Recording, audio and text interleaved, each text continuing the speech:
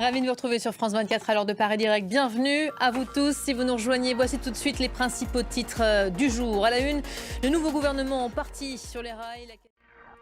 L'heure de la rentrée des classes a donc sonné pour le gouvernement Barnier, à peine constitué. La nouvelle équipe se met aujourd'hui en action. Découvrez peut-être le traditionnel tour de table qui fait office pour le moment de photos de famille.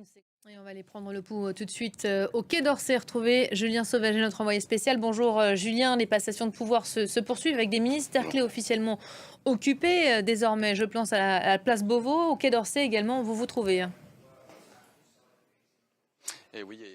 Et on va vous faire vivre la suite de cette journée dont le programme s'annonce encore dense. Merci beaucoup Julien Sauvaget d'avoir été avec nous. En Allemagne, je vous lisais dans les titres, ce répit offert de justesse à Olaf Scholz dans une élection régionale clé, le Brandebourg, le chancelier allemand qui voit son parti, le social-démocrate, obtenir la victoire de justesse face à l'extrême droite à un moment où Scholz est très fragilisé au plan national.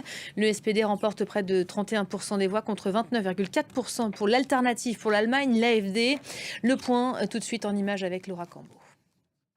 Et les Libanais du Sud vont devoir rester à l'abri au moins. Aujourd'hui, les écoles, on vient de l'apprendre, resteront fermées ce lundi et demain. La tension est à son plus haut niveau. Vous allez le voir à la frontière entre Israël et le Liban. Mais avant cela, les dernières précisions avec Héloïse Mélan.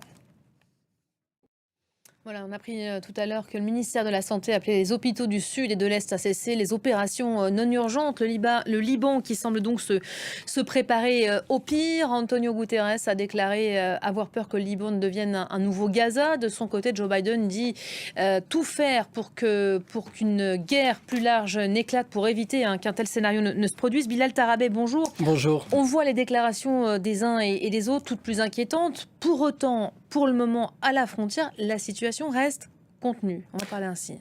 Alors, elle est contenue du côté du Hezbollah, en fait. Merci beaucoup, Bilal, pour le décryptage en cette mi-journée. Voilà pour l'essentiel aujourd'hui.